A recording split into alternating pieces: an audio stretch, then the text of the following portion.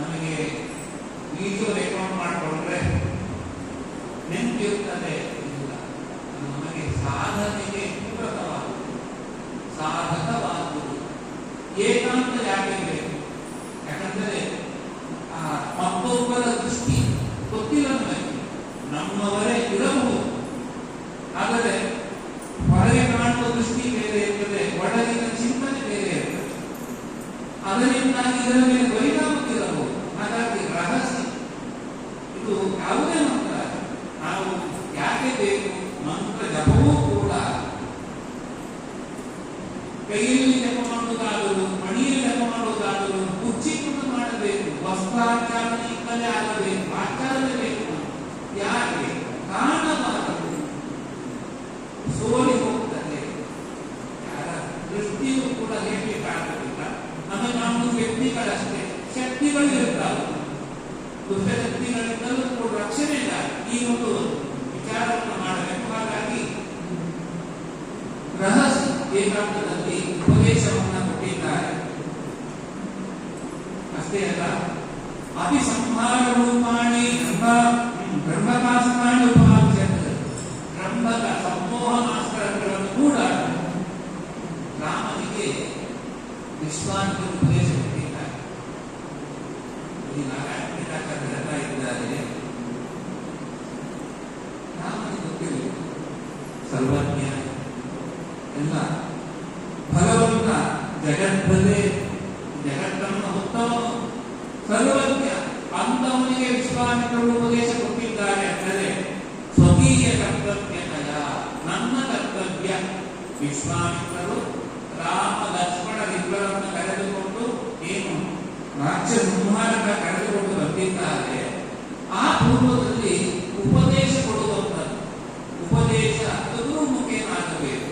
ಗುರುಸ್ಥಾನದಲ್ಲಿ ಈಗ ವಿಶ್ವಾಮಿತ್ರರಿದ್ದಾರೆ. ಹಾಗಾಗಿ ಅವರಿಂದ ರಾಮ ಸರ್ವಜ್ಞನಾದರೂ ಕೂಡ ಗುರುಮುಖೇನ ಮತ್ಯ ಶಿಕ್ಷಣ, ಮತ್ಯಾವತಾರ ವಿಧಮತ್ಯ ಶಿಕ್ಷಣ. ಅವತಾರವನ್ನು ಮನುಷ್ಯರಾಗಿ ತಾಳಿದ ಮೇಲೆ ಅದು ಮತ್ತೆ ನಾಶವಾಗುವ ಶರೀರವುಳ್ಳಂತೆ ಇವರಿಗೆ ಶಿಕ್ಷಣೆಗಾಗಿ ಇಡೀ ಜೀವನ. ಒಂದೊಮ್ಮೆ ರಾಮ ತಾನಾಗಿ ನೋಡಿದಂತಿದ್ದರೆ ಈಗಂತಾಗ ಗೂಗಲ್ ಇರಲಿಲ್ಲ, ಪುಸ್ತಕವಿರಲಿಲ್ಲ. ಒಮ್ಮೊಮ್ಮೆ ನಾನು ಪುಸ್ತಕ ನೋಡಿ ಕಲಿತೇನೆ ಮತ್ತೊಂದು ಇಲ್ಲ. ಗುರುಪದೇಶ ಪ್ರಧಾನ.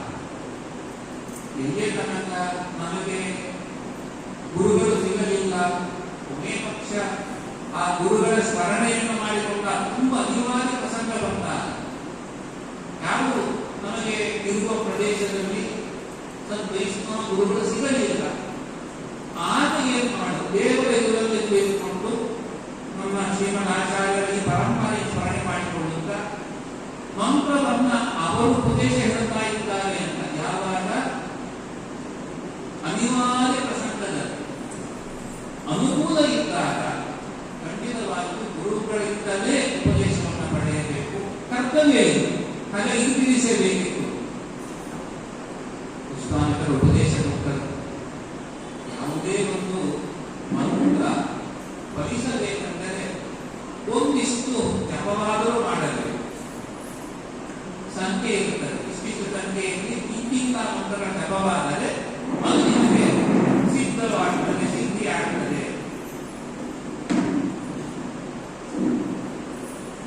ವಿಶ್ವಾಮಿತ್ರರು ರಾಮನಿಗೆ ಉಪದೇಶ ಕೊಟ್ಟ ಮಂತ್ರಗಳ ಏನು ಅಸ್ತ್ರಗಳಿದೆ ಅದರ ದೇವತೆಗಳೆಲ್ಲರೂ ಪ್ರತ್ಯಕ್ಷರಾದರು. ಬ್ರಹ್ಮಾಲಯಾನುರೂಪಾರ್ಥಂ ಪರಿವಾರ್ಯ ಆರ್ಯಸಮ್ಮತಂ ಎಲ್ಲರೂ ಕಾಣಿಸಿಕೊಂಡಿದ್ದಾರೆ.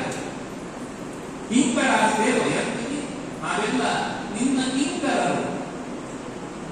ಏನ್ ಮಾಡಬೇಕು? ನಾವೇನ್ ಮಾಡಿಕೊಡ್ಬೇಕು? ನಿಮಗೆ ಅಪ್ಪಣೆ ಕೊಡು ಎನ್ನುವುದಾಗಿ ಪ್ರಾರ್ಥನೆ ಮಾಡಿದರಂತೆ ದೇವತೆಗಳೆಲ್ಲ. ಕಾಲ ಬಂದಾಗ ತಿಳಿಸುತ್ತೇನೆ ಅಂತ ರಾಮ ಹೇಳಿ ಅವರನ್ನು ಹೇಳಿಕೊಟ್ಟಿದ್ದಾನೆ.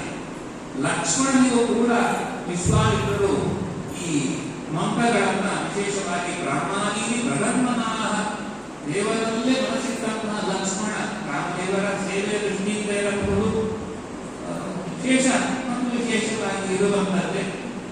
ಅವರಲ್ಲಿ ದೇವರಲ್ಲಿ ಮನಸ್ಸಿಟ್ಟ ಲಕ್ಷ್ಮಣನೇ ಕೂಡ ವಿಶ್ವಾಮಿತ್ರರು ಈ ಬ್ರಾಹ್ಮ ಮೊದಲಾದ ಬ್ರಹ್ಮಾಸ್ತ್ರವೇ ಮೊದಲಾದ ಅಸ್ತ್ರಗಳ ಉಪದೇಶವನ್ನು ಮಾಡಿದ್ದಾರೆ. ಮುಂದೆ ಮತ್ತೊಂದು ಪ್ರದೇಶಕ್ಕೆ ಹೊರಟಿದ್ದಾರೆ, ಆಶ್ರಮವನ್ನು ಕಟ್ಟಿದ್ದಾರೆ. ಮತ್ತೆ ಪ್ರಶ್ನೆ, ಪ್ರಶಾಂತವಾದ ವಾತಾವರಣ, ಇದು ಯಾವುದು ಆಶ್ರಮ? ಪ್ರತಿಯೊಂದು ಪ್ರಶ್ನೆ ಕೇಳಬೇಕು, ಹೇಳುವವರು ಕೇಳಬೇಕು, ಹೇಳುವವರು ಹೇಳಬೇಕು. ಅದೆರಡು ಸಮಾನವಾಗಿರಬೇಕು. ಇಲ್ಲ ಒಬ್ಬರೇ ಹೇಳುತ್ತಾ ಇದ್ರೆ ಕೇಳುವವರಿಗೆ ಮನಸ್ಸಿಲ್ಲ ಅಂತ ಆಗಿರುತ್ತೆ. ಹೇಳುವವರು ಆಗಾಗ ಪ್ರಶ್ನೆ ಮಾಡಿದರೆ ಅವರು ಹೇಳುವವರಿಗೂ ಹುಮ್ಮಸ್ಸು. ಕೆಲ ಸಮಯ ಆಗ್ತದೆ, ಪ್ರವಚನಾದಿಗಳಾಗುವಾಗ ಎದುರು ಕುಳಿತವರು ಅದೇ ಆಡಿಸುವಂಥದ್ದು. ಮುಖದಲ್ಲಿ ಏನಾದರೂ ಭಾವನೆ ಬಂದರೆ ಹೌದು ನಾವು ಹೇಳುವುದು ಇವರಿಗೆ ಅರ್ಥ ಆಗ್ತಾ ಇದೆ, ಹೋಗ್ತಾ ಇದೆ, ನಲುತ್ತಾ ಇದೆ ಅಂತ ಅರ್ಥ ಆಗ್ತದೆ. ಏನು ಇಲ್ಲ, ಸುಮ್ಮನೆ ಕೂತಿದ್ದಾರೆ, ಹೇಳುವುದು ಭಾವಿಸುವುದು. ಅಂದರೆ ಕೇಳುವವರು ಕೇಳುವ ಸ್ಥಾನದಲ್ಲಿರುವಂತಹ ರಾಮ ಲಕ್ಷ್ಮಣರು ಪ್ರಶ್ನೆ ಮಾಡಬೇಕು.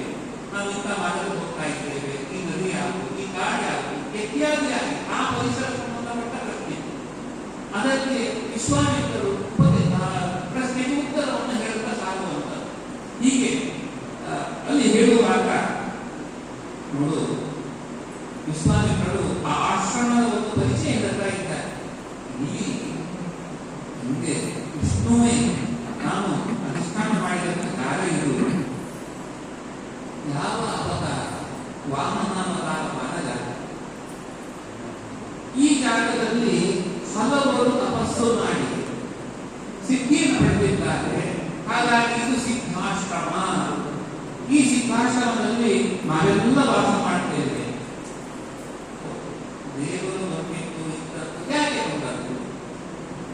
ಬಲಿಯ ಪ್ರಭಾವದಿಂದಾಗಿ ಇಂದ್ರ ದೇವತೆಗಳೆಲ್ಲರೂ ಕೂಡ ತಮ್ಮ ಸ್ಥಾನವನ್ನು ಬೆಳೆದುಕೊಂಡಿದ್ದಾರೆ. ಆಗ ತಮ್ಮ ಮಕ್ಕಳ ಸಂಪತ್ತಿಗಾಗಿ ಅದಿತಿದೇವಿ ತಪಸ್ಸನ್ನು ಮಾಡಿ ವಾಮನಾಗಿ, ಕಾಶ್ಯಪರಿಂದ ವಾಮನಾಗಿ ಇಲ್ಲಿ ಹುಟ್ಟಿ ಬಂದದ್ದು. ವಾಮನೋ ವಾಮನೇತ್ರೋಸು ವಾಮಯೇವ ಅಮತ್ವಿಷಾಂ. ನಾರಾಯಣಾಚಾರ್ಯ ಪದ ವಾಮನಃ ವಾಮನೇತ್ರ ಮನೋಹರ ಕಣ್ಣುಳ್ಳವನ. ಅಷ್ಟೇ ಅಲ್ಲ, ವಾಮ ಏವ ಅಮರದ್ವಿಷಾಂ. ದೈತ್ಯನಿಗೆಲ್ಲ ವಾಮ ಪ್ರತಿಸ್ಪರ್ಧಿ ಅಂತ. ಇಲ್ಲಿ ಹುಟ್ಟಿಯೇ ಅಜಾಮಿನ ವಧೇಸ್ತ್ರೀನಿ ಬಲಿಯಿಂದ 3 ಪದಗಳನ್ನು ಹೇಳಿತು. ಲೀಲೆಯಿಂದ ಮತ್ತೆ ಅವನೇ ಇಡೀ ಜಗತ್ತನ್ನ ವ್ಯಾಪಿಸಿ ಅಣೋರಣೀಯ ಮಹದೋಮಗೀಯ ಭಗವಾನ್ ಬಲಿಯ ವ್ಯಾಪಾರ ಈ ರೀತಿ ಆಗಿತ್ತು. ಅಂತಹ ಬಲಿ ಇದ್ದಂತಹ ಜಾಗ ಇಲ್ಲಿ ಹಲವು ಋಷಿಮುನಿಗಳಿಗೆಲ್ಲ ವಿಶೇಷವಾದಂತಹ ಸಿದ್ಧಿಯಾಗಿದೆ. ಹಾಗಾಗಿ ಇದಕ್ಕೆ ಸಿದ್ಧಾಶ್ರಮ. ಬೇಗ ಕೆಲವು ತ್ಯಾಗ ಇರುತ್ತದೆ. ಅಂತಹ ತ್ಯಾಗಕ್ಕೆ ಹೋಗುವಾಗ ಒಂದು ಶೀಘ್ರದಲ್ಲಿಯೇ ಮಾಡುವ ಅನುಷ್ಠಾನದ ಫಲ ಸಿಗ್ತದೆ. ಮಾಡುವ ಉಪಾಸನೆ ಇರಬಹುದು, ಜಪಾನುಷ್ಠಾನ ಇರಬಹುದು, ಅಥವಾ ಪ್ರದಕ್ಷಿಣೆ ಇತ್ಯಾದಿ ಯಾವುದೇ ಸೇವೆ ಆಗಲಿ, ಒಂದೊಂದು ಕ್ಷೇತ್ರ ಆ ಕ್ಷೇತ್ರದಲ್ಲಿ ಅದು ಬೇಗ ಫಲ ಕೊಡ್ತದೆ.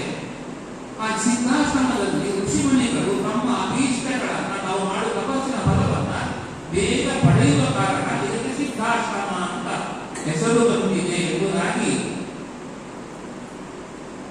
ತಮ್ಮ ಆಶ್ರಮಕ್ಕೆ ವಿಶ್ವಾಮಿತ್ರರು ಈಗ ತಮ್ಮ ಆಶ್ರಮದ ಪ್ರವೇಶ ಮಾಡ್ತಾ ಇದ್ದಾರೆ. ಅಲ್ಲಿರುವ ಋಷಿಮುನಿಗಳೆಲ್ಲರೂ ಕೂಡ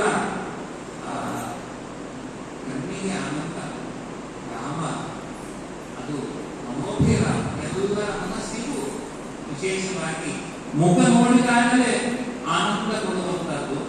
ಅಂತ ರಾಮನ ಪ್ರವೇಶ ಆಶ್ರಮಕ್ಕೆ ಆಗಿದೆ. ಆ ಅಲ್ಲಿದ್ದಂತಹ ಮುನಿಗಳೆಲ್ಲರೂ ಕೂಡ ಸಂತುಷ್ಟರಾಗಿದ್ದಾರೆ. ನಮ್ಮ ಭಾಗ್ಯ, ರಾಮದೇವರು ಶ್ರೀಹರಿಯ ಅವತಾರ ಬಂದಿದ್ದಾನೆ ಎಂಬುದಾಗಿ ನೋಡಿ ಸಂತೋಷವನ್ನು ಪಡ್ತಾ ಇದ್ದಾರೆ. ಕೌಶಿಕರು, ವಿಶ್ವಾಮಿತ್ರರು ರಾಮನಲ್ಲಿ ಇಳಿಸಿ 6 ದಿನದ ಒಂದು ಯಜ್ಞ ಸಂಕಲ್ಪ ಮಾಡಿದ್ದಾರೆ. 6ನೇ ದಿನ ಪೂರ್ಣಾಹುತಿಯ ಕಾರ್ಯಕ್ರಮ. 5 ದಿನ ಈ ಕಾರ್ಯ ನಿರ್ವಿಘ್ನವಾಗಿ ನಡೆದಿದೆ. ಯಾವ ಅಡೆತಡೆಗಳು ಬಂದಿಲ್ಲ. ಯಾಕೆ? ವಿಶ್ವಾಮಿತ್ರರು ಬಂದಿದ್ದೇ ತಾನು ಮಾಡುವ ಯಜ್ಞದ ರಕ್ಷಣೆ ಆಗಬೇಕು. ಸುಬಾಹು ಮಾರೀಚ ಮೊದಲಾದಂತಹ ರಾಕ್ಷಸರು ಬಂದು ವಿಘ್ನವನ್ನು ತರ್ತಾ ಇದ್ದಾರೆ. ಆ ವಿಘ್ನ ಪರಿಹಾರದ ದೃಷ್ಟಿಯಲ್ಲಿಯೇ ರಾಮನನ್ನು ಕಳಿಸಿಕೊಡುವಂತ ದಶರಥನಲ್ಲಿ ಕೇಳಿತು. ರಾಮ ಬಂದಿದ್ದಾನೆ, ರಾಮನಿಗೆ ತಿಳಿಸಿ ಅವನ ಗಮನಕ್ಕೆ ತಂದೆ 6 ದಿನದ ಯಜ್ಞದ ಸಂಕಲ್ಪ ಮಾಡಿ ಆರಂಭ ಮಾಡಿದ್ದಾರೆ. 5 ದಿನ ನಿರ್ವಿಘ್ನವಾಗಿ ಯಾವ ಒಂದು ತೊಂದರೆ ಕಾಣದೆ ಎಂದು ಮುಗಿದಿದೆ. 6ನೇ ದಿನ ಇನ್ನೇನು ಪೂರ್ಣವಾಗಬೇಕು. ಆಗ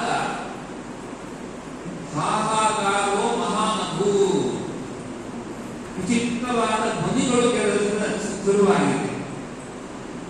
ಅಂದರೆ ಶುಭ ಧ್ವನಿ ಅಂತ, ದುಷ್ಟರ ಆಗಮನ ಆಗಲಿಕ್ಕಿದೆ ಎನ್ನುವ ರೀತಿಯಲ್ಲಿ ಹಾಹಾಕಾರ ಕೇಳಿದೆ. ರಾಮ ಕ್ಷಣದಲ್ಲಿ ಎಚ್ಚೆತ್ತುಕೊಂಡು ಆಕರ್ಣ್ಯಕ್ಕೆ ಕಲಕಲ ದೃಷ್ಟ್ವಾ ನೃತ್ಯೌಡ ರಾಕ್ಷಸವು ಇಬ್ಬರು ಮಾರೀಚ ಮತ್ತೆ ಸುಬಾಹು ಇಬ್ಬರನ್ನು ನೋಡುವ ಮೂಲಕ ಲಕ್ಷ್ಮಣ ತಯಾರಾಗಿರು. ಆ ರಾಕ್ಷಸರು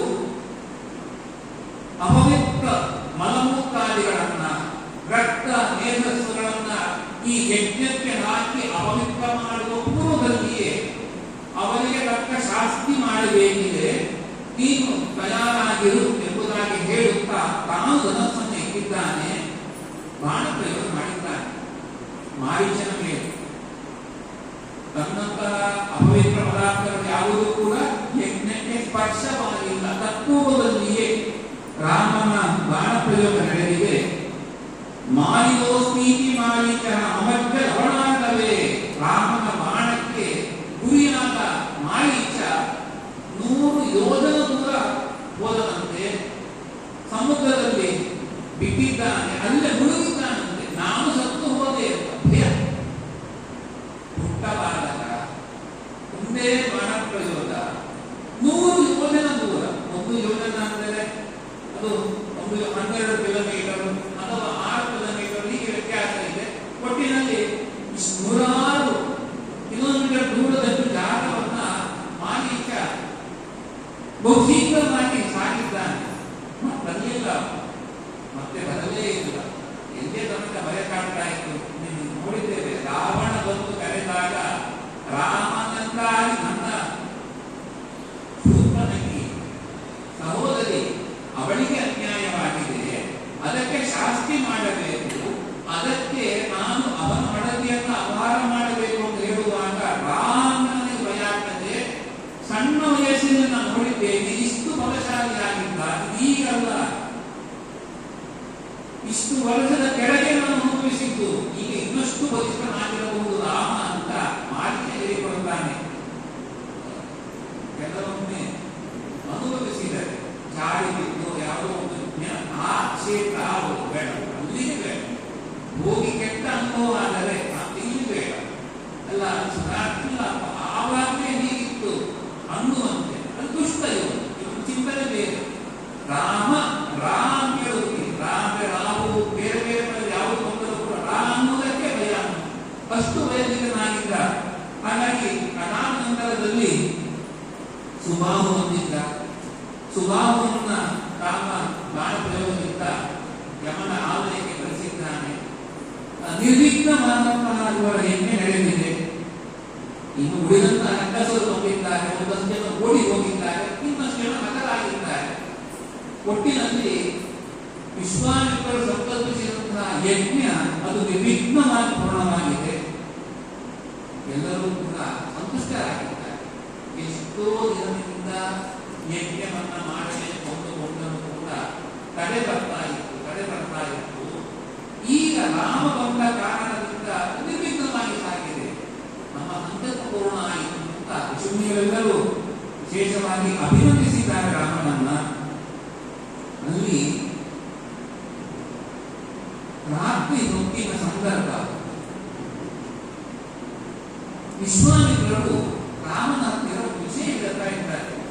ರಾಮ, ಜನಕ ಮಹಾರಾಜ ಜಾನಕಿಯ ಸ್ವಯಂವರವನ್ನ ಏರ್ಪಡಿಸಿದ್ದಾನಂತೆ. ಸ್ವಯಂವರೋ ನಾಮ ಜಾನಕ್ಯ ಮುಗಿಘೋಷ್ಯತೆ. ಈ ಮುಗಿಯಲ್ಲಿ ಘೋಷಣೆ ಮಾಡಿದ್ದಾರೆ ಜಾನಕಿಯ ಸ್ವಯಂವರ. ಸಭೆಯಲ್ಲಿ ಜಾನಕಿ ನಡೆದು ಬಂದು ತನ್ನ ಅಭೀಷ್ಟ ವರನನ್ನು ಆಯ್ಕೆ ಮಾಡಿಕೊಳ್ಳುವಂಥದ್ದು ಸ್ವಯಂವರ. ಎಲ್ಲರೂ ಕೂಡ ಇಂತಹ ಉತ್ಸವ ನಡೀತಾ ಇದೆ. ಜನಕ ಮಹಾರಾಜ ವಿದೇಹ ನಗರ ಎಲ್ಲರೂ ಹೋಗ್ತಾ ಇದ್ದಾರೆ, ನಾವು ಕೂಡ ಹೋಗೋಣ, ಈ ಉತ್ಸವವನ್ನು ನೋಡೋಣ. ತಾಮಿದ್ದೋಹಿ ಗಚ್ಚಂತಿ ರಾಜಾನೋ ರಾಜನಂದನ ಯಾಸ್ಯಾಮೋ ವಯಮಪ್ಯಂತ ಗಚ್ಚಾಮಿ ಮಹೋತ್ಸವಂ. ನಾವು ಕೂಡ ಹೋಗೋಣ, ಈ ಮಹೋತ್ಸವವನ್ನ ನೋಡೋಣ.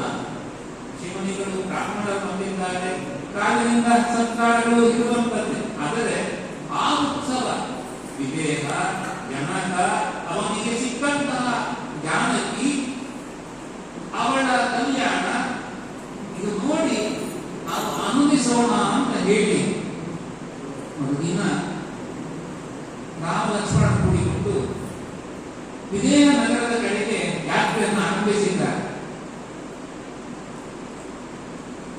ದಾರಿಯಲ್ಲಿ ಶೋಣ ಎನ್ನುವಂತಹ ನದಿ, ಅದು ಸ್ತ್ರೀಲಿಂಗ, ನದ ಗಂಡು. ನದರಾಜಸ್ಯ ಶೋಣಸ್ಯ ಪ್ರಾಪ್ಯ ಪ್ರಾಂತಂ ಮಹಾನದಿ. ಶೋಣ ಎನ್ನುವಂತಹ ಒಂದು ನದ, ಅದರ ಸಮೀಪದಲ್ಲಿ ಬಂದಿದ್ದಾರೆ. ಅದು ಕುಳಿತುಕೊಂಡು ಕುಳಿತುಕೊಂಡಾಗ ವಿಶ್ವಾಮಿತ್ರರು ತಮ್ಮ ಚರಿತ್ರೆ ಹೇಳ್ತಾರೆ. ನಾನು ಸಾಧಿಸುತ್ತ ಕ್ಷತ್ರಿಯನಾಗಿ ಹುಟ್ಟಿದ್ದೆ. ಕಾಡಿಗೆ ಹೋದಾಗ ಭಯ ಇದೆ. ವಸಿಷ್ಠರ ಕಂಡೆ, ಆಶ್ರಮದಲ್ಲಿ ಆತಿಥ್ಯವಾಯಿತು. ಇಂತಹ ಕಾಡಿನಲ್ಲಿರುವ ವಸಿಷ್ಠರ ಆಶ್ರಮ, ಅಲ್ಲಿ ನನ್ನ ಸೈನ್ಯಕ್ಕೂ ಬೇಕಾದಂತಹ ಎಲ್ಲ ಬಗೆಯ ಉಪಚಾರ ಸಿಕ್ಕದ್ದು ನೋಡಿ ಹೇಗೆ ನಂದಿನಿಯಿಂದ ಲಭ್ಯವಾಯಿತು. ರಾಜನಾದ ನಾನು ಅಪೇಕ್ಷೆ ಪಟ್ಟೆ, ಅಮೂಲ್ಯವಾದ ಪದಾರ್ಥ ನನ್ನಲ್ಲಿರಬೇಕು ಅಂತ. ಒಪ್ಪಲಿಲ್ಲ. ಬಲಾತ್ಕಾರದಿಂದ ಕಿತ್ತುಕೊಂಡು ಹೋಗುವ ಪ್ರಯತ್ನ ಪಟ್ಟೆ. ಆಗ ನಂದಿನಿಯ ಪ್ರಾರ್ಥನೆ, ನಿನ್ನ ರಕ್ಷಣೆ ನೀನೇ ಮಾಡಿಕೊಂಡು, ನನ್ನ ಹತ್ರ ಸಾಮರ್ಥ್ಯ ಇಲ್ಲ ಅಂತ. ಆ ನಂದಿನಿಯ ದೇಹದಿಂದ ಬಂದಂತ ಸೈನಿಕರು, ನಮ್ಮ ಸೈನಿಕರನ್ನೆಲ್ಲ ಹೊಡೆದು ಕಳಿಸಿದರು. ಹಠ ನನಗಿತ್ತು, ಏನಾದರೂ ಸರಿ ಈ ಕೃಷಿಯನ್ನ ಗೆದ್ದು ಅಮೂಲ್ಯವಾದ ಹಸುವನ್ನು ನಾನು ಪಡೆಯಬೇಕೆಂದು ಸಂಕಲ್ಪ ಮಾಡಿದೆ, ತಪಸ್ಸು ಮಾಡಿದೆ, ಬ್ರಹ್ಮಾಸ್ತ್ರವನ್ನ ಪಡೆದೆ. ಹೋದೆ, ವಸಿಷ್ಠರ ಮೇಲೆ ಪ್ರಯೋಗ ಮಾಡಿದೆ. ತಮ್ಮ ದಂಡವನ್ನು ಅಂಟವಿಟ್ಟರು. ನನ್ನ ಅಸ್ತ್ರವೆಲ್ಲ ನುಗ್ಗಿ ಹೋಗಿ ಆ ದಂಡ ನುಗ್ಗಿ ಬಿಟ್ಟಿತು. ದಿಗ್ಬಲ ಕ್ಷತ್ರಿಯರು ಹೇಳುತ್ತ ಇದಕ್ಕೆ ಧಿಕ್ಕಾರ ಅಂತ ಹೇಳಿ ನಾನು ಬ್ರಹ್ಮ ಋಷಿ ಆಗಬೇಕು ಅಂತ ತಪಸ್ಸು ಮಾಡಿದ್ದೆ. ನನ್ನ ತಪಸ್ಸಿಗೆ ಬೇರೆ ಬೇರೆ ವಿಘ್ನಗಳು ಬಂತು, ಮೇಲಕ್ಕೆ ಬಂದರು, ಬೇರೆ ಬೇರೆ ವಿಘ್ನಗಳು ಬಂತು. ತಪಸ್ಸು ಮಾಡಿದೆ, ಕೊನೆಗೆ ಬ್ರಹ್ಮದೇವರು ಬಂದು ನೀನು ಬ್ರಹ್ಮರ್ಷಿ ಆಗಿದ್ದೀಯ. ಸಮಾಧಾನ ಇಲ್ಲ. ವಸಿಷ್ಠರು ಬಂದು ಹೇಳಿದಾಗ ನೀನು ಬ್ರಹ್ಮರ್ಷಿ ಆಗಿದ್ದೀಯ. ಅದು ಆನಂದ. ಹೀಗೆ ತನ್ನ ವಿಚಾರವನ್ನು ಕೂಡ ರಾಮದೇವರಿಗೆ ವಿಶ್ವಾಮಿತ್ರರು ಹೇಳುತ್ತಾ ಅಲ್ಲಿಂದ ಮುಂದೆ ಸಾಗಿದ್ದಾರೆ. ಜಾಹ್ನವಿ ತೀರಕ್ಕೆ ಬಂದಿದ್ದಾರೆ. ಜನ್ನು ಋಷಿಗಳು ಗಂಗೆಯನ್ನು ಕುಡಿದು ತಮ್ಮ ದಕ್ಷಿಣ ದಿಲ್ಲಿಯಿಂದ ಹೊರಬಿಟ್ಟ ಕಾರಣದಿಂದ ಗಂಗೆಗೆ ಜಾಹ್ನವಿ ಅಂತ ಹೆಸರು. ಆ ತೀರಕ್ಕೆ ಬಂದಾಗ ಅಲ್ಲಿ ಪ್ರಶ್ನೆ ಮಾಡ್ತಾರೆ, ಗಂಗೆ ಗಂಗೆ ಗಂಗೆ ಯಾರು? ಅವಳ ಉಗಮ ಹೇಗಾಯಿತು? ಇದು ಪುರಾಣಗಳಲ್ಲಿ ಇದೊಂದು ರೀತಿ. ದೇಶದ ನಾವು ಕಾಳಿದಾಸನ ಮೇಘದೂತವನ್ನು ನೋಡ್ತೇವೆ. ಯಕ್ಷನ ಮನೆಗೆ ಶಿಕ್ಷೆ ಆಗ್ತದೆ, 1 ವರ್ಷ ಮಡದಿಯಿಂದ ದೂರ ಇರಬೇಕು ಅಂತ. ಆಗ ಆ ಯಕ್ಷ ತನ್ನ ಮಡದಿಯ ವಿರಹದಿಂದ ಮಳೆಗಾಲ ಮೋಡಗಳ ಸಂದೇಶ ಗಳಿಸುವುದು. ಮೇಘದೂತ, ಮೇಘದ ದೂತನಾಗಿ ಇನ್ನು ವಿರಹದಿಂದ ಪ್ರಾಣತ್ಯಾಗ ಮಾಡುವುದಲ್ಲ, ಶಾಂತನಾಗಬೇಕು, ಬರ್ತೇನೆ 1 ವರ್ಷ ಕಾಲದ ಅವಧಿಯನ್ನು. ಅಲ್ಲಿ ಆ ನೋಡ ಹೋಗಿ ದೇಶದ ವರ್ಣನೆಯನ್ನು ಮಾಡಿಕೊಂಡು ತಾವು ವಿಚಾರ ಹೀಗೆ ಬೇರೆ ಬೇರೆ ಕಾವ್ಯಗಳಿವೆ. ಎಲ್ಲದಕ್ಕೂ ಸ್ಫೂರ್ತಿ ರಾಮಾಯಣ. ವಿಶ್ವಾಮಿತ್ರರು ಪ್ರತಿಯೊಂದು ವಿಚಾರವನ್ನ ರಾಮ ಪ್ರಶ್ನೆ ಈ ಕೇಳುವಂಥದ್ದು ವಿಶ್ವಾಮಿತ್ರ ತಿಳಿಸಿಕೊಡುವಂಥದ್ದು. ಇವನ್ ಜಾತ ಗಾಂಧಕ ಪುನಃ ಎಲ್ಲಿಂದ ಬಂದಳು, ಎಲ್ಲಿಗೆ ಹೋದಳು ಇದನ್ನು ತಿಳಿಸಿ ರಾಮ ಯಾಕೆ ಪ್ರಶ್ನೆ ಮಾಡಿದ. ಅಲ್ಲಿದ್ದ ವಿಕಾಯೋಜೆ ಸದಾ ಋಷಿ, ಅಲ್ಲಿದ್ದಂತ ಬೇರೆ ಬೇರೆ ಋಷಿಮುನಿಗಳಿಗೆ ಪೂರ್ಣ ಗೊತ್ತಿಲ್ಲ. ಇವನು ಸರ್ವಜ್ಞ ರಾಮ, ಆದರೆ ಜೊತೆಗಿದ್ದಂತ ಅನ್ಯ ಋಷಿಗಳಿಗೂ ಈ ಜ್ಞಾನ ಉಂಟಾಗಲೆಂಬ ದೃಷ್ಟಿಯಿಂದ ರಾಮ ಪ್ರಶ್ನೆ ಮಾಡಿದ. ಹಿಮಾಲಯದಲ್ಲಿ ಹುಟ್ಟಿದ್ದು ಗಂಗೆ ಮತ್ತೆ ಪಾರ್ವತಿ. ಗಂಗೆ ಸ್ವರ್ಗಕ್ಕೆ ಹೋಗಿದ್ದರು. ಪಾರ್ವತಿಯನ್ನ ಶಿವ ತಾನು ವರಿಸಿದ್ದ. ಅವರ ಏಕಾಂತ 1000 ವರ್ಷಗಳಾದರೂ ಕೂಡ ಮುಗಿದಿರಲಿಲ್ಲ. ಕೊನೆಗೆ ಅಗ್ನಿಯಿಂದ ಅಲ್ಲಿ ಯುದ್ಧ ಉಂಟಾಯಿತು. ಶಿವನ ವೀರ್ಯ ಅದು ಗಂಗೆಯಲ್ಲಿ ಬಿತ್ತು. ಅದೇ ಮುಂದೆ ಕಾರ್ತಿಕೇಯನಾಗಿ ಅಗ್ನಿಗೂ ಹೊರಲಾಗಲಿಲ್ಲ, ಹುಲ್ಲಿನ ಮೇಲೆ ಬಿತ್ತು. ಕಾರ್ತಿಕೇಯನಾದ 6 ಋಷಿಮುನಿಗಳು ಅವನಿಗೆ ಹಾಲನ್ನು ಕುಡಿಸಿದರು. ಹಾಗಾಗಿ ಷಣ್ಮುಖನಾದ ಇಂತಹ ಕುಮಾರನನ್ನ ಸ್ಕಂದ ದೇವತೆಗಳು ತಮ್ಮ ನಾಯಕನಾಗಿ ಸ್ವೀಕಾರ ಮಾಡಿ ಆ ಮೂಲಕ ಆ ತಾರಕಾಸುರನ ಸಂಹಾರವನ್ನು ಮಾಡಿರುವುದೆಂಬ ವಿಚಾರವನ್ನು ಹೇಳುತ್ತಾ, ನಿನ್ನ ವಂಶದಲ್ಲಿ ಹಿಂದೆ ಸಗರ ಎನ್ನುವ ರಾಜ ಬಂದಿದ್ದ. ಇತಿಹಾಸ ಇಕ್ಷ್ವಾಕು ವಂಶ, ಅದರಲ್ಲಿ ಬಾಹು ಎಂಬುವಂತಹ ರಾಜ. ಆ ರಾಜನಿಗೆ ಯಾದವಿ ಎಂಬ ಪತ್ನಿ. ಅವನ ರಾಜ್ಯದ ಮೇಲೆ ಹಳಿಹಯ ಮೊದಲಾದ ಶತ್ರುಗಳಿಂದ ಆಕ್ರಮಣ ನಡೆದಿದೆ. ಈ ಬಾಹುರಾಜನಿಗೆ ಯಾದವಿ ಎನ್ನುವ ಪತ್ನಿಯಲ್ಲಿ ಇನ್ನಷ್ಟು ಪತ್ನಿಯರಿದ್ದರು. ಸೋತಿದ್ದಾನೆ, ಕಾಡಿಗೆ ಬಂದಿದ್ದಾನೆ. ಅವಳು ಗರ್ಭಿಣಿಯಾಗಿರುವ ವಿಚಾರ ಅನ್ಯ ಪತ್ನಿಯಲ್ಲಿ ಗೊತ್ತಾಗಿದೆ. ಆಲೋಚನೆ ಮಾಡಿದ್ರು. ಒಂದೊಮ್ಮೆ ಹಲವು ವರ್ಷಗಳ ಕಾಲ ಮಕ್ಕಳಿರಲಿಲ್ಲ. ಇವಳಿಗೆ ಈಗ ಸಂತಾನವಾದರೆ ಇವಳ ಬಗ್ಗೆಯೇ ಪ್ರೀತಿ ಜಾಸ್ತಿ ಆಗ್ತದೆ, ನಮ್ಮ ಬಗ್ಗೆ ಗಮನ ಹೋಗ್ತದೆ ಅಂತ ಅವಳ ಗರ್ಭವು ಸ್ರಾವವಾಗಿ ಹೋಗಲಿ ಎಂಬ ದೃಷ್ಟಿಯಿಂದ ವಿಷವನ್ನು ಕೊಟ್ಟಿದ್ದಾರೆ. ಬಾಹುರಾಜ ಮರಣಿಸಿದ್ದಾನೆ. ವಯೋಸಹಜವಾದ ಕಾರಣದಿಂದ ಮರಣಿಸಿದ್ದಾನೆ. ಸಹಗಮನ ಮಾಡಬೇಕು ಅಂತ ಹೊರಟಂತಹ ಈ ಮಾಯಾವಿಯನ್ನ ಅವರು ಋಷಿಗಳು ಕರೀತಾರೆ. ನಿನ್ನ ಗರ್ಭದಲ್ಲಿ ಚಕ್ರವರ್ತಿಯಾಗಿ ಮೆರೆಯುವಂತಹ ಮಗು ಹುಟ್ಟುವ ಲಕ್ಷಣ ಕಾಣ್ತಾ ಇದೆ. ನೀನು ಅಗ್ನಿ ಪ್ರವೇಶ ಮಾಡಬೇಡ ಎಂಬುದಾಗಿ ತಡೆದಿದ್ದಾರೆ. ಆ ಔವ ಋಷಿಗಳ ಆಶ್ರಮದಲ್ಲಿಯೇ ಸಗರ ಹುಟ್ಟುತ್ತಾನೆ. ಯಾದವಿ ಎಂಬುವ ಪತ್ನಿಯಲ್ಲಿ ಸಗರ, ಗರ ಅಂದರೆ ವಿಶ್ವ, ಆ ವಿಷ.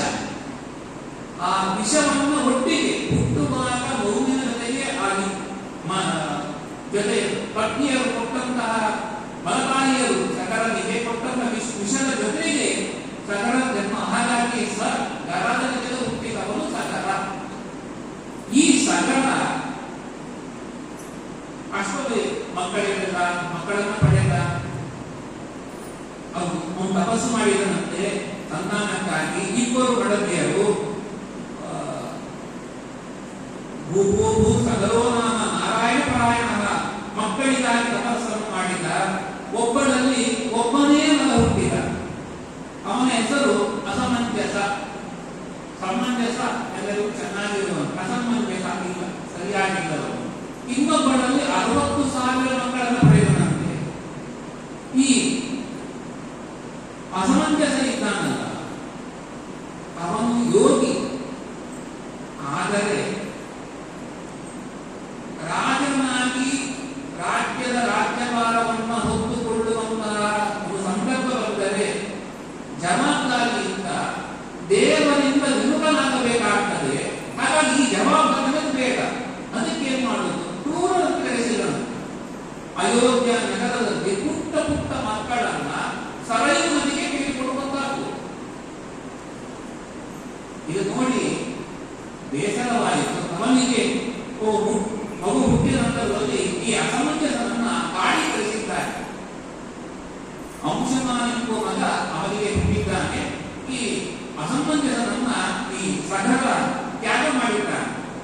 ಪ್ರಜೆಗಳಿಗೆ ಅನ್ಯಾಯ ಮಾಡುವಂತಹ ಮಗನ ಬೇಡ.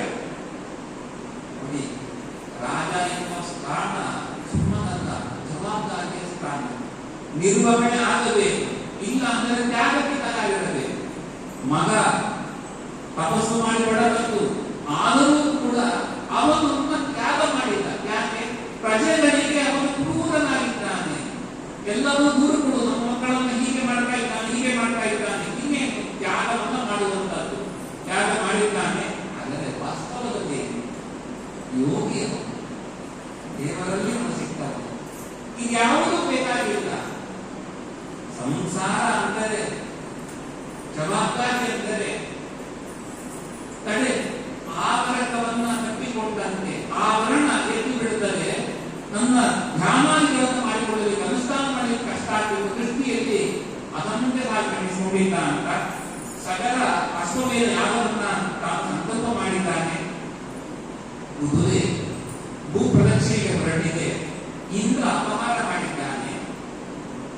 ತೆಗೆದುಕೊಂಡು ಹೋಗಿ ಪಾತಾಳದಲ್ಲಿ ಕಪಿಲ ಮುನಿಗಳ ಆಶ್ರಮದ ಹತ್ತಿರ ಕುದುರೆ ನಿಂತಿದ್ದಾನೆ.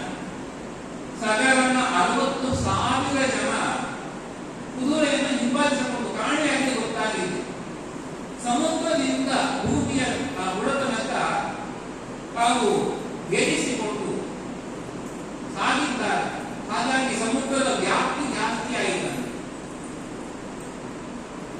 ಅಲ್ಲಿಗೆ ಸಮುದ್ರಕ್ಕೆ ಮತ್ತೊಂದು ಹೆಸರು ಬಂತು, ಸಾಗರ. ಸಾಗರನ ಮಕ್ಕಳಿಂದಾಗಿ ವ್ಯಾಪ್ತಿಯನ್ನು ಪಡೆದ ಕಾರಣದಿಂದಾಗಿ ಸಾಗರ ಅಂತ ಹೆಸರು ಸಮುದ್ರಕ್ಕೆ ಬಂತು. ಇಂತಹ ಸಗರರು ಹೋಗಿದ್ದಾರೆ. ಕಣ್ಣು ಮುಚ್ಚಿಕೊಂಡು ಧ್ಯಾನ ಮಾಡುವ ಕಪಿಲ ಮುನಿಗಳನ್ನು ನೋಡಿದ್ದಾರೆ.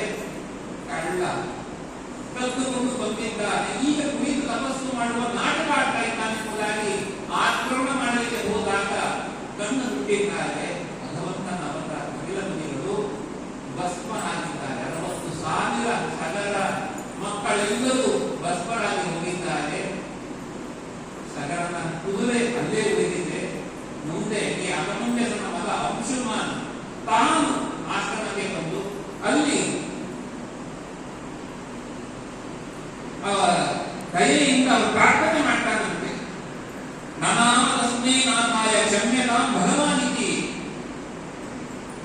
ನನ್ನ ಸಹೋದರ, ನನ್ನ ಚಿಕ್ಕಪ್ಪಂದಿರು ಬಂದು ಮಾಡಿದ ಅನ್ಯಾಯ, ಹಿರಿಯರು ನಿಮ್ಮ ಮೇಲೆ ಆಕ್ರಮಣ ಮಾಡುವ ಒಂದು ಕ್ರೂರ ಕಾರ್ಯಕ್ಕೆ ಕೈ ಹಾಕಿದರು. ಅವರನ್ನೆಲ್ಲ ಕ್ಷಮಿಸಿ ಎಂಬುದಾಗಿ ಕೇಳಿದಾಗ ಕ್ಷಮೆಯಿಂದ ಗೆಲುವಾಯಿತು ಅಂತ ಕಪಿಲನ್ನು ಹೇಳ್ತಾರಂತೆ. ತೆಗೆದುಕೊಂಡು ಹೋಗಿ ಯಜ್ಞ ಅಶ್ವವನ್ನ ತೆಗೆದುಕೊಂಡು ಹೋಗಿ ಆ ಯಜ್ಞವನ್ನು ಪೂರ್ಣ ಮಾಡು ಎಂಬುದಾಗಿ ಕಳಿಸಿಕೊಟ್ಟಿದ್ದಾರೆ.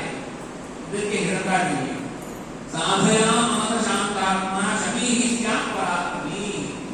ಶಾಂತ ಮನಸ್ಕರಾಗಿದ್ದು ಎಂತಹ ಸಂದರ್ಭದಲ್ಲೂ ಕೂಡ ಉದ್ವೇಗವನ್ನು ಹೊಂದದಿದ್ದರೆ ಶಮೀಹಿ ಸ್ಯಾತ್ ಪರಾತ್ಮಿ.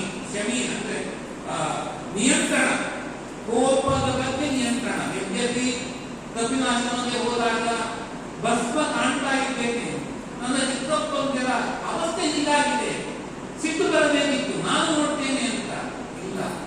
ಹೋಗಿ ಇದು ಸಾಧಾರಣ ವ್ಯಕ್ತಿ ಅಲ್ಲ ಎಂಬುದಾಗಿ ಹೋಗಿ ಅವರಲ್ಲಿ ಕ್ಷಮೆ ಕೇಳಿ ಅವರ ಪ್ರಾರ್ಥನೆ ಮಾಡಿದ. ಇವನ ವಿನಯವನ್ನ ನೋಡಿ ಅನುಗ್ರಹ ಮಾಡಿದರು ಕಪಿಲ ಮಹರ್ಷಿಗಳು. ಹಾಗಾಗಿ ಪರಾಕರಿ ತಾಳೆ ಮುಗಿಯಬೇಕು ಅಂದರೆ ಈ ಶಾಂತಗುಣ ಬೇಕು ಅಂತ ವಿಷಯವನ್ನು ತಿಳಿಸಿಕೊಡ್ತಾ ಇದ್ದಾರೆ. ಮತ್ತೆ ಇವರ ಉದ್ಧಾರ ಹೇಗೆ ಅಂತ ಹೇಳಿದಾಗ ಗಂಗೆ ಹರಿದು ಬಂದರೆ ಅಂಶುಮಾನ್ ಪ್ರಯತ್ನ ಪಟ್ಟ. ಮುಂದೆ ಅವನ ಮಗ ಪ್ರದೀಪ, ವಿಶೇಷವಾಗಿ ಅವನೂ ಕೂಡ ದಿಲೀಪ ತಾನೂ ಪ್ರಯತ್ನವನ್ನು ಪಟ್ಟ. ಆದರೂ ಕೂಡ ಗಂಗೆಯ ಅವತರಣವಾಗಲಿಲ್ಲ. ಮುಂದೆ ಭಗೀರಥ ಬಂದ. ಪ್ರಸಾದ ಬ್ರಹ್ಮಣೋ ಬಂದ ಪ್ರಾಪ್ಯ ರಾಜ ಭಗೀರಥ. ಬ್ರಹ್ಮದೇವರ ವರದಿಂದ ಭಗೀರಥ ಗಂಗೆಯನ್ನ ಭೂಮಿ ಕರೆದುಕೊಳ್ಳಲಿಕ್ಕೆ ಸಮರ್ಥನಾಗುವಂತೆ. ಆದರೆ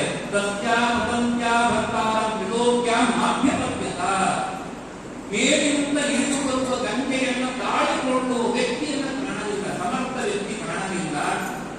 ಶಿವನನ್ನ ವಿಷ್ಣುಭಕ್ತ್ಯ ಉದೋಯೋಗ್ಯ ವೈಷ್ಣವಾದ್ವೇಷರಂ ಹರಂ, ವೈಷ್ಣವಾದ್ವೇಷರನಾದ ಹರನೇ ಇದಕ್ಕೆ ಸಮರ್ಥ ಅಂತ ಶಿವನನ್ನು ಒಲಿಸಿಕೊಂಡು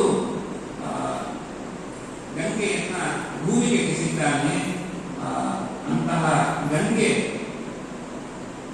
ಭಗೀರಥ ಮುಂದೆ ಸಾಗಬೇಕು, ಗಂಗೆ ನೀರಿನಿಂದ ಧಾವಿಸಿ ಬರಬೇಕು.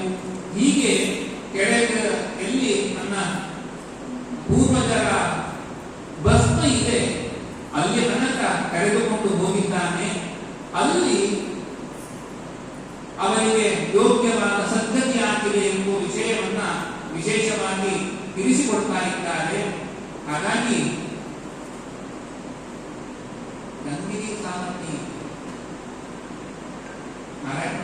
ಹೇಳ್ತಾರೆ, ಹರಿಚರಣ ಸರೋಜ ಸಂಗೀಯಂ ಹರತಿ ಮಹತ್ಯ ಬಲಂ ಅಪಿತ್ವಮೇತತ್ ಶ್ರವಣ ಮನನ ಕೀರ್ತನಾನಿ ವಿಷ್ಣೋ ಪರಮಪದಾಯ ಮನೋಭಿರಾಮ ರಾಮ. ರಾಮ ಗಂಗೆಯ ಬ್ರಹ್ಮಾಂಡದ ಕಟಾಹ ಹೊಡೆದು ಕೆಳಗಿದಂಥದ್ದು ಗಂಗೆ. ವಾಮನ ತ್ರಿವಿಕ್ರಮನಾದಾಗ ಅವನ ಕಾಲಿನ ಹೂವಿನ ಸ್ಪರ್ಶದಿಂದ ಬ್ರಹ್ಮ ಕಟಾಹ, ಆ ಕಟಾಹ ಒಡೆದು ಒಳಗೆ ಬಂದವಳು ಗಂಗೆ. ಗಂಗೆಯನ್ನು ಬ್ರಹ್ಮದೇವರು ಕಮಂಡಲು ಹಿಡಿದು ಇವನ ಪಾದವನ್ನು ತೊಳೆದಿದ್ದರು. ಆ ಹರಿ ಪಾದೋದಕ ಹರಿಚರಣ ಸರೋಜ ಸಂಗನೀಯಂ, ಹರಿಯ ಪಾದ ಕಮಲದ ಸಂಘ ಉಂಟಂತಹ ಇಂತಹ ಗಂಗೆ ಹರತಿ ಮಹತ್ಯ ಮಲಂ, ಎಂತಹ ದೊಡ್ಡ ಪಾಪವಾದರೂ ಕೂಡ ಗಂಗೆ ದೂರ ಮಾಡ್ತಾಳೆ. ಇದರಲ್ಲಿ ಆಶ್ಚರ್ಯ ಪಡುವಂಥದ್ದು ಏನೂ ಇಲ್ಲ. ಮತ್ತೆ ಶ್ರವಣ ಮನನ ಕೀರ್ತನಾನಿ ವಿಷ್ಣು, ವಿಷ್ಣುವಿನ ಕಥೆಗಳನ್ನ ಕೇಳುವಂಥದ್ದು, ಶ್ರವಣ ವಿಚಾರವನ್ನು ಶ್ರವಣ ಮಾಡುವಂಥದ್ದು, ತಿಳಿಯುವಂಥದ್ದು, ಶ್ರವಣ ಮನನ ಕೀರ್ತನ ಮತ್ತೆ ಮತ್ತೆ ಬೆಳಕು ಹಾಕುವಂಥದ್ದು, ಕೀರ್ತನಾನಿ ಸ್ತೋತ್ರ ಮಾಡುವಂಥದ್ದು. ಇದರಿಂದ ವಿಷ್ಣು ಪರಮಪದಾಯ ಮೋಕ್ಷಕ್ಕೆ ಕಾರಣ ಆಗ್ತದೆ. ವೃಂದಾವನದಲ್ಲಿ ಒಬ್ಬರು ಕಥೆ ಹೇಳ್ತಾ ಇದ್ರು. ಹರಿಯ ಕಥಾಶ್ರವಣ ಮಾಡಿದರೆ, ನಾಮಸ್ಮರಣೆ ಮಾಡಿದರೆ ಭವಸಾಗರವು ಬಹಳ ಸುಲಭವಾಗಿ ದಾಟಬಹುದು. ಸಾಗರವು ಗೋವಿನ ಪುಟ್ಟ ಮರಿ ಏನು ಕರು ಇರ್ತದೆ, ಕರುವಿನ ಪುಟ್ಟ ಹೆಜ್ಜೆಯಂತೆ ಆಗ್ತದೆ.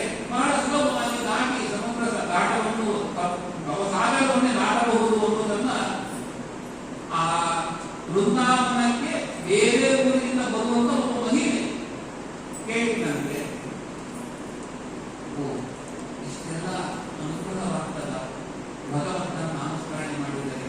ಇದು ಕೂಡ ಹಳ್ಳಿಯಿಂದ ಬರಬೇಕು, ತಾನು ಬಂದಂತಹ ತರಕಾರಿಗಳನ್ನ ಮಾರಿ ಪುನಃ ಊರಿಗೆ ಹೋಗಬೇಕು. ಅಂದು ತಡವಾಗಿದೆ, ನದಿ ದಾಟಿ ಹೋಗಬೇಕಿತ್ತು. ದೋಣಿಗಳು ಯಾವುದೂ ಇರಲಿಲ್ಲ. ಆಲೋಚನೆ ಮಾಡಿದರು. ಆಚಾರ್ಯರ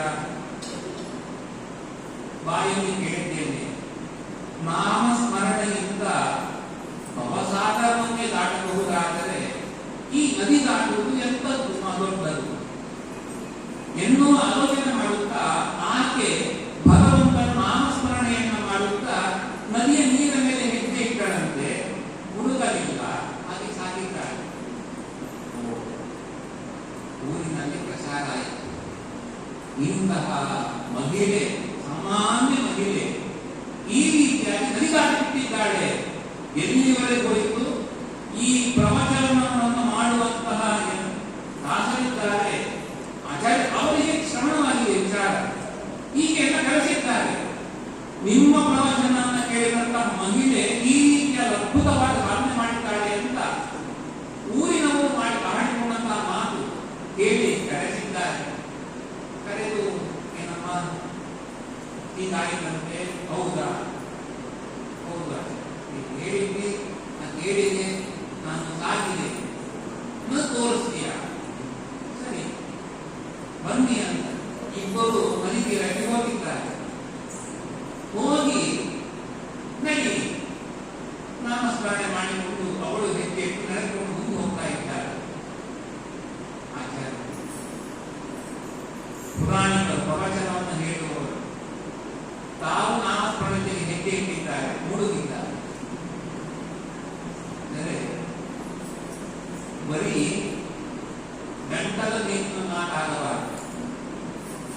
ವಿಶ್ವಾಸವನ್ನುವಂಥದ್ದು ನಮಗೆ ಅಂತಃಕರಣದಿಂದ ಒಳಗಿನಿಂದ ಬರಬೇಕು. ಅಂತಹ ವಿಶ್ವಾಸವನ್ನ ಆ ಮಹಿಳೆ ಮಾಡಿದ್ದರು. ಹಾಗಾಗಿ ಅಂದರೆ ಭಗವಂತನ ಶ್ರವಣವನ್ನ ಕೀರ್ತನಾದಿಗಳು ಎಲ್ಲವೂ ಕೂಡ ಉದ್ಧಾರವನ್ನು ಮಾಡ್ತಾರೆ. ಹೇಗೆ ಮಾಡ್ತಾರೆ ಇದು ವಿಚಾರ ಮಾಡ್ತಾರೆ. ಶ್ರವಣವನ್ನು ಮಾಡಿದ್ವಿ, ಆ ಒಂದಷ್ಟು ಹೊತ್ತು ಅನ್ಯ ವಿಚಾರಗಳು ದೂರವಾದ ಮನಸ್ಸಿಂದ ಇರಬೇಕು. ಕೂತಿದ್ದೇವೆ, ಇಷ್ಟೊತ್ತಿಗೆ ಆ ಕಾರ್ಯಕ್ರಮ ಇದೆ, ಈ ಕಾರ್ಯಕ್ರಮ ಇದೆ ಅಂತ ಆಲೋಚನೆ ಮಾಡದೆ, ಅಲ್ಲ ನಮ್ಮ ಜವಾಬ್ದಾರಿ ಇದೆ, ನಾಳೆ ಟೀಕಾರಾಯಣರ ಆರಾಧನೆ ಇದಕ್ಕೆ ತಯಾರಿ ಮಾಡಬೇಕು, ಇಂತಹ ಸತ್ಕರ್ಮದ ಆಲೋಚನೆ ಬಂದರೆ ವಿಚಾರ ಬೇರೆ. ನಮ್ಮ ಲೌಕಿಕ ವಿಚಾರಗಳನ್ನು ಕಾಣುವಂತದ್ದು. ಇವತ್ತು ಅವ್ರು ಬರ್ತಾರೆ, ಹೀಗೆ ಹೇಳಿದ್ರು ಮತ್ತು ಏನೋ ಬರ್ತದೆ. ಆದರೆ ಶ್ರವಣ ಮಾಡುವ ಸಮಯ ಒಂದಷ್ಟು ಗಮನ ಕೊಟ್ಟು ಕೇಳಿದಾಗ ಅನ್ಯ ವಿಚಾರಗಳು ಮನಸ್ಸಿಲ್ಲ. ದೇವರ ಭಕ್ತರ ಚರಿತ್ರೆಗಳನ್ನು ಕೇಳ್ತಾ ಇರುವಾಗ ನಮಗೆ ಅರಿವಿಲ್ಲದ ಅಂತಃಕರಣ ಶುದ್ಧವಾಯಿತು. ಶ್ರವಣ ಮಾಡಿದ್ದೇವೆ ಮತ್ತೆ ಮೆಲುಕು ಹಾಕುವಂಥದ್ದು. ಎಷ್ಟು ಅದ್ಭುತವಾದ ಚರಿತ್ರೆ, ರಾಮನ ಚರಿತ್ರೆ ಎಷ್ಟು ಅದ್ಭುತ. ಆ ವಿಶ್ವಾಸ ಕಳೆದುಕೊಂಡು ಬರುವಾಗ ಆ ಎಲ್ಲರೂ ದಶರಥನ ಒದ್ದಾಟ ಹೇಗಿತ್ತು, ಕಡಬಡಿಸುವಂಥದ್ದು. ಆದರೆ ಅವತಾರ ಮಾಡಿದ್ರೆ ದುಷ್ಟ ಸಂಹಾರಕ್ಕಾಗಿ ರಾಮ. ಹಾಗಾಗಿ ಹೊರಟು ನಿಂತ ವಸಿಷ್ಠರ ಮಾರ್ಗದರ್ಶನ ಇದೆಲ್ಲ ನನ್ನ ಜೀವನದಲ್ಲೂ ಕೂಡ ಇಂತಹ ವ್ಯಾಮೋಹಗಳಲ್ಲಿ ಬರಬಾರದು. ದೂರ ಮಾಡಿಕೊಂಡು ಮನನ ಮಾಡುವಂಥದ್ದು.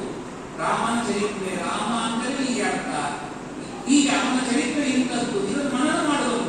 ಮತ್ತೆ ಕೀರ್ತನೆ ನಾಮಸ್ಮರಣಗಳನ್ನು ಮಾಡುವುದರ ಮೂಲಕ ಅಂತಃಕರಣದಲ್ಲಿ ಶುದ್ಧ ಬಂದಾಗ ಈ ಲೌಕಿಕ ವಿಚಾರಗಳು ಬೇಡ ಅನ್ನಿಸ್ತಾರೆ. ಎಷ್ಟು ಮಾತಾಡುತ್ತೆ, ಎಷ್ಟು ಮಾತನಾಡುತ್ತೆ. ನಾನು ಮಾತನಾಡಿ ಯಾವುದಾದ್ರೂ ಒಬ್ಬ ವ್ಯಕ್ತಿಯ ಜೀವನದಲ್ಲಿ ಬದಲಾವಣೆ ಆಗಬೇಕಾದರೆ ನಾವು ಮಾತಾಡಲಿಕ್ಕೆ ಅರ್ಥ ಇಲ್ಲ.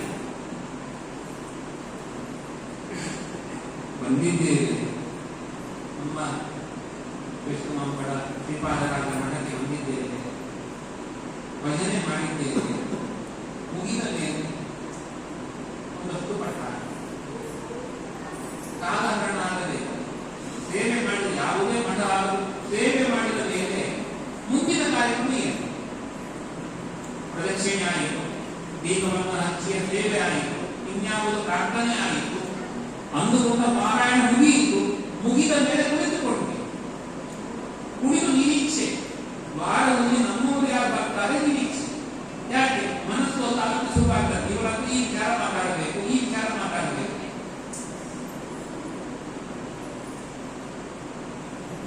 ಹರಟೆ ಹೊಡೆಯಲಿಕ್ಕೆ ನಮಗೆ ಬೇಕಾದ ಒಂದು ಕಟ್ಟೆ ಇರುವಂತೆ ಕದ ಆಯಿತು. ಮಠ ದೇವಸ್ಥಾನ ಇಲ್ಲ. ಹರಿಭಕ್ತರ ಚರಿತ್ರೆಗಳನ್ನು ಎಷ್ಟು ಕೇಳುತ್ತೇವೋ, ಎಷ್ಟು ಮನನ ಮಾಡುತ್ತೇವೋ, ಅಂತಃಕರಣ ಶುದ್ಧವಾಗುವುದರಿಂದ ಈ ಲೌಕಿಕ ಯಾಕೆ ಬೇಕು?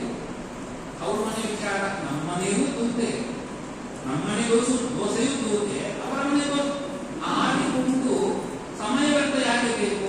ಬಂದಿರುವುದು ಮಠಕ್ಕೆ, ದೇವಸ್ಥಾನಕ್ಕೆ ಒಂದಷ್ಟು ಕಾಲ ನಾಮಸ್ಮರಣೆ ಮಾಡುತ್ತೇನೆ ಎಂಬ ಎಚ್ಚರ ತನ್ನಾಗಿ ತಾನು ಶುರುವಾಗ್ತದೆ. ಅದು ಪರಿಣಾಮದ ಬಲ. ಹಾಗಾಗಿ ಗಂಗೆ ಈ ರೀತಿಯಾಗಿ ಭಸ್ಮಕ್ಕೆ ಅವರು ಸ್ವರ್ಗಸ್ಥರಾದ ಉತ್ತಮ ಲೋಕವನ್ನು ಪಡೆದರು ಇದು ದೊಡ್ಡ ವಿಚಾರ ಅಲ್ಲ ಅಂತ ವಿಶ್ವಾಮಿತ್ರ ವಿಶೇಷವಾಗಿ ರಾಮನಿಗೆ ತಿಳಿಸುತ್ತಾ ಮುಂದೆ ಅವರ ಪ್ರಯಾಣ ಸಾಗಿದೆ. ಒಂದು ವೈಶಾಲಿ ನಗರ, ಆ ನಗರ ಪ್ರವೇಶ ಮಾಡಿದ್ದಾರೆ.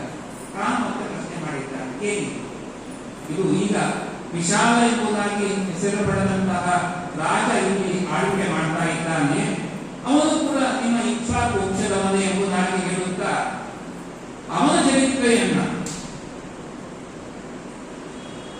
ವಿಶ್ವಾಮಿತ್ರರು ತಿಳಿಸಿಕೊಡುವಂತದ್ದು. ಮುಂದೆ ಗೌತಮರ ಆಶ್ರಮ ಪ್ರವೇಶ, ಅಲ್ಲಿ ಇಂದ್ರನಿಂದ ದರ್ಶಿತವಾದಂತಹ ಅಹಲ್ಯ, ಅವಳ ಶಾಪದ ಮುಕ್ತಿ ಮೊದಲಾದ ವಿಚಾರಗಳನ್ನ ನಾಳೆ ಸೇರಿದಾಗ ಚಿಂತನೆ ಮಾಡೋಣ. ಶ್ರೀಕೃಷ್ಣ ಅರ್ಪಣ.